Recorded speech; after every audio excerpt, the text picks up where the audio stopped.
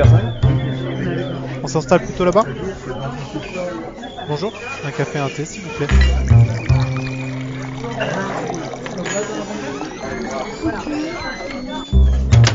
Café ou thé, c'est le temps de la pause. Bonjour et bienvenue sur notre nouvelle série de podcasts, Le temps d'une pause, thé ou café. Elle met en lumière l'actualité de notre écosystème de partenaires.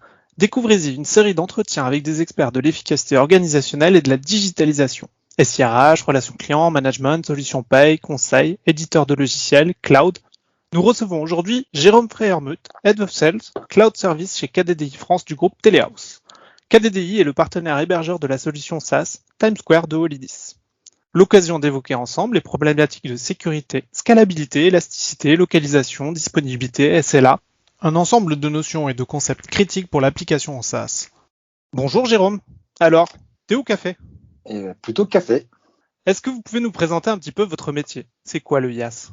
Pour simplifier, on pourrait dire que nous avons construit, on a élaboré en France depuis environ 10 ans ce qu'on pourrait appeler des plateformes qu'on met à disposition de nos clients pour leurs propres besoins sous forme de serveurs ou de machines virtuelles, ce qu'on appelle des VM, ou des pools de ressources. Alors pour répondre à votre question, ce qu'on appelle le IaaS, donc c'est de l'infrastructure as a service, c'est ce qui permet en fait de décharger nos clients de la gestion de toute cette infrastructure qui inclut les serveurs, la virtualisation, le stockage, le réseau, la sécurité. Et même en amont, ça inclut les questions autour de l'énergie, du refroidissement ou encore de la sécurité physique. Alors, voilà, le IaaS, c'est une des composantes importantes de ce qu'on appelle le cloud et c'est un sujet qui prend de l'importance. Alors, pourquoi? C'est parce que ce qu'on a vu avant, tous les sujets d'infrastructure demandent beaucoup de compétences pointues et beaucoup de moyens également. Et il est préférable pour nos clients de se consacrer ou de se concentrer sur leur cœur de métier. Et donc pour Holidis, pour l'édition de logiciels de manière générale, pour qui le service distribué en SaaS peut reposer sur du IaaS, la priorité doit être donnée à l'application et à l'expérience client. Donc KDDI France est partenaire de Holidis depuis à peu près 8 ans maintenant. Vous êtes l'hébergeur de notre solution TimeSquare.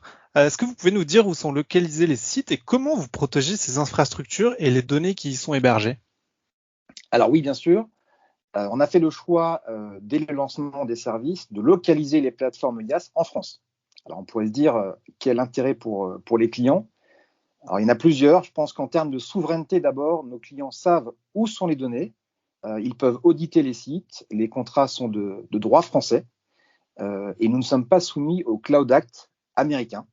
Donc les données, on peut dire qu'elles sont juridiquement protégées. Un autre intérêt, c'est qu'en termes de performance, le fait d'accéder aux données en France, depuis la France, permet des latences réduites. Latence, c'est je clique, ma page s'affiche. Voilà, c'est aussi simple que ça. Ça permet un usage, on va dire, comme au bureau, même si maintenant, effectivement, on est beaucoup en télétravail. Alors, pour simplifier le propos, on peut prendre l'image d'un coffre-fort dans une banque. La banque, ça va être le data center et le coffre-fort, ça va être la plateforme IaaS. Donc, le data center, c'est un site qui est bien protégé. Il faut savoir qu'on ne parle pas de sites comme les autres. Ce sont des sites qui sont bien répertoriés. Dans le détail, ce sont des sites qui sont protégés physiquement, avec un contrôle d'accès, avec des listes d'accès. Donc, tout ça est très bien cadré. Après, il y a aussi l'alimentation électrique, le refroidissement, la connectivité, qui sont des sujets qui mobilisent des équipes entières sur site en 24/7.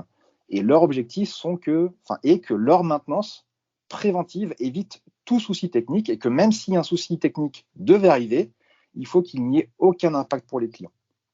Alors maintenant, la plateforme IaaS en elle-même est également conçue pour que le service fonctionne sans interruption pour les clients et il faut également que les données soient accessibles uniquement aux clients d'Holidis. Ah oui, cela veut dire que TimeSquare et les données de nos clients sont bien à l'abri. Mais comment fonctionne le data center en IaaS? Quel est le rôle de KDDI France exactement? Alors, on a mis à disposition d'Holidis nos plateformes IaaS qu'on a décrites précédemment, donc qui sont hébergées dans les sites français de Telehouse. Alors, l'objectif du IaaS, ça va être d'assurer plusieurs choses. Il y a la sécurité logique, Donc, elle passe entre autres par une prévention de tout ce qui est attaque DDoS et également par un monitoring des comportements réseau qui nous paraissent anormaux.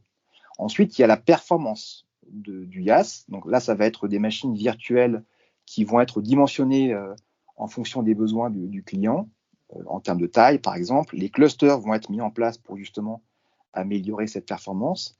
Et il y aura également des échanges réseau qui vont être extrêmement rapides. Ok, le troisième sujet, ça va être la disponibilité, c'est-à-dire l'accès à tout moment. Alors pour ça, on a des systèmes de redondance qui sont permis par la virtualisation pour que le service soit vraiment disponible et pour qu'il respecte les engagements de qualité de service, donc on appelle ça les SLA, entre Olidis et ses clients. Et on a mis également en place pour la disponibilité des services de sauvegarde complets et granulaires. Voilà. Un autre aspect à prendre en compte, c'est la connectivité. Pourquoi ? Parce que l'accès doit être le plus fluide possible. Donc ça veut dire un débit qui va être adapté aux besoins. Il y a également une sélection d'opérateurs télécoms qui vont être connectés directement à nos plateformes. On permet également à nos clients qui le souhaitent d'accéder aux plateformes IaaS avec leur réseau privé pour encore plus de performance et encore plus de sécurité. Voilà. Et le dernier point, c'est important, c'est la transparence sur les coûts. Il n'y a aucun coût sur un transfert de données, il n'y a aucun coût sur de la réversibilité. Le client peut récupérer ses données à tout moment sans aucun frais. Maintenant, sur la partie, sur le rôle de KDDI France et d'Olidis, comment ça marche ? Alors, KDDI France est responsable de la plateforme, de son évolution. Donc, elle doit être, on l'a vu avant, elle doit être disponible, sécurisée et performante pour Olidis. Et Olidis, pour sa part, va être en charge du pilotage applicatif de Times Square On Demand. Et l'application doit être disponible pour ses clients. Donc, on voit bien là qu'il y a un partage de tâches qui est bien précis, qui implique vraiment une très bonne proximité entre nous. Petite précision pour nos éditeurs, les attaques DDoS et les attaques par déni de service. Au global, on peut dire que vous intervenez en quelque sorte en B2B2B pour Olidis. D'ailleurs, certains de nos clients nous sollicitent régulièrement sur l'infrastructure de notre SaaS. Comment assurez-vous l'évolutivité de vos services et offres en fonction des retours utilisateurs ? Il y a des tendances actuelles, particulières ? Alors, c'est vrai qu'on est en B2B2B. Alors, on doit aider nos clients à informer leurs clients sur la qualité de l'infrastructure. Alors, il nous arrive même d'être associés à des réunions avec des clients finaux, des réunions qui peuvent d'ailleurs se dérouler sur nos sites d'hébergement, et ce qui nous permet au passage de visiter les sites, et c'est vraiment souvent, d'ailleurs toujours très apprécié. Alors, il y a aussi à l'opposé des clients finaux qui ne nous connaissent pas ou qui nous connaissent très peu, parce que comme tout fonctionne, en fait, ils ne cherchent pas forcément à savoir qui héberge les applications. Donc, vous voyez, on a vraiment les deux cas de figure. Alors, pour vous répondre sur l'évolutivité, alors on fait des enquêtes auprès de nos clients régulièrement pour comprendre leurs attentes. Et c'est l'occasion de recueillir leurs besoins. Alors, ça peut être effectivement booster les machines virtuelles, ça peut être chiffrer les sauvegardes pour des besoins particuliers, ça peut être un besoin de monitoring spécifique, par exemple, superviser plus de composants que la norme, par exemple. Ça peut être également de l'intégration d'équipements physiques de clients à notre plateforme. Ça peut être des switches, des firewalls, des machines physiques. Donc, on est garant de la conformité de ce qu'on propose par rapport à nos engagements, mais on doit être aussi à l'écoute des clients pour leurs besoins particuliers. Et du coup, Jérôme, au niveau des certifications, des normes, est-ce que vous avez des projets en cours pour l'année 2021 ? Oui, pour répondre à la tendance liée à la cybersécurité demandée par les clients, on travaille cette année sur une certification HDS, donc c'est l'hébergement des données de santé. J'imagine du coup que la digitalisation des entreprises en marche forcée, l'accroissement du télétravail ont peut-être accéléré le développement de votre activité ? Alors oui, il y a eu deux impacts en fait en 2020 principalement. Le premier, c'était lié au confinement, qui a eu comme conséquence, tout le monde le sait bien, un télétravail massif. Donc il a fallu permettre à tous de se connecter depuis leur domicile à leur système d'information. Donc l'impact pour nous, ça a été que les équipes de support ont dû gérer vraiment une très grosse demande d'accès distant, qu'on appelle des VPN dans le jargon KDDI. Et il a fallu s'organiser en interne pour pouvoir le faire dans un laps de temps très court. Voilà. Donc, premier impact, ça a été les demandes d'accès distant, demandes réseau. Et on a eu également une activité des clients qui a été également importante en 2020. Il y a eu en particulier les clients qui distribuent leur logiciel en mode SaaS, comme Olidis. Et on a eu également des clients finaux dont l'activité a vraiment augmenté. Il y a eu en particulier les activités agroalimentaires avec des ventes à distance qui ont été extrêmement fortes, mais aussi des ventes sur site extrêmement fortes. Du coup, une demande de réactivité de votre part vis-à-vis de vos clients, et quel impact ça a eu exactement sur vous? Alors, il y a eu effectivement pendant 2-3 jours un coup de chaud pour les équipes, effectivement, qui ont réussi assez rapidement à reprendre le dessus, à centraliser les demandes, à automatiser également les demandes de connexion réseau pour que après quelques jours, effectivement, les choses rentrent dans l'ordre et qu'on puisse répondre aux clients rapidement. Du coup, ça veut dire qu'il y a des conseils forcément à prendre pour choisir son partenaire IaaS. Quels seraient les vôtres de conseils pour faire le bon choix? Alors moi, je dirais que le sujet important, ça va être de chercher le partenaire qui est compatible avec sa taille, avec le niveau de service. Par exemple, est-ce que le client recherche une totale autonomie avec une console d'administration ou est-ce qu'il veut au contraire qu'on l'accompagne au maximum ou modérément? Il faut aussi vérifier la maturité des équipes, la taille des équipes techniques chez le client. Voilà. Alors, ce qu'on fait, nous, avec nos clients pour vérifier cette compatibilité, c'est de se rencontrer autant que possible avant de démarrer tout business.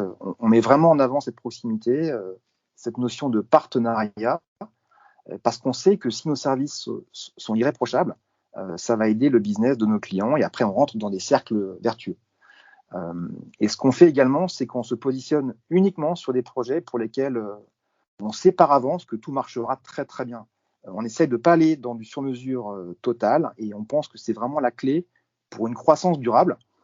Et on peut même dire que certains de nos clients sont avec nous depuis 10 ans, donc depuis le début de l'activité. Oui, du coup, le choix d'un partenaire est avant tout la recherche d'une relation durable et réactive. Pour terminer, quelles seraient vos perspectives pour les années à venir et votre vision plus personnelle au niveau de l'évolutivité du SaaS et des attentes des clients et utilisateurs? Alors, pour les perspectives, je pense qu'on va aller vers encore plus de neutralité, c'est-à-dire permettre à nos clients d'avoir accès depuis nos plateformes IaaS à tous leurs partenaires, leurs clients, leurs fournisseurs, les opérateurs télécoms, le cloud public. Voilà. Et on renforce actuellement les équipes également pour être encore plus disponibles pour nos clients. Ils ont une forte attente actuellement de conseils autour de la cybersécurité, par exemple. Et on souhaite également renforcer les outils pour permettre aux clients d'avoir une plus grande autonomie dans la gestion de nos services. Et quant au SaaS, alors moi je dirais que le télétravail va être amené à durer, donc ce qui favorise vraiment le SaaS. Donc moi je dirais qu'il faut avoir un focus sur le côté simple d'accès, l'ergonomie, la sécurité forte également, mais si possible sans contrainte pour l'utilisateur. Moi je dirais que le SaaS doit être également collaboratif, forcément en télétravail, et il doit permettre aussi un reporting de qualité. Donc du coup, une accélération des échanges au niveau des collaborations des acteurs de l'entreprise? Exactement, on a tous besoin de travailler en équipe et on s'est tous rendu compte que le travail à distance était pas forcément l'idéal pour la collaboration. Donc il faut qu'au minimum, on puisse travailler tous ensemble sur un outil qui nous permette effectivement de pouvoir partager et de faire autant que possible un travail qui soit proche d'un travail qui soit en salle de réunion. Je vous remercie pour cette intervention. Ça nous permet d'y voir un peu plus clair au niveau de toute la structuration IaaS, SaaS, sur laquelle on a parfois un petit peu de mal à comprendre les tenants et les aboutissants. Merci aussi de nous avoir présenté KDDI France, vos enjeux, et merci à nos auditeurs de nous avoir écoutés. Merci beaucoup. Rendez-vous sur Olidis pour d'autres interviews et à très bientôt à tous. Je prendrais bien un thé.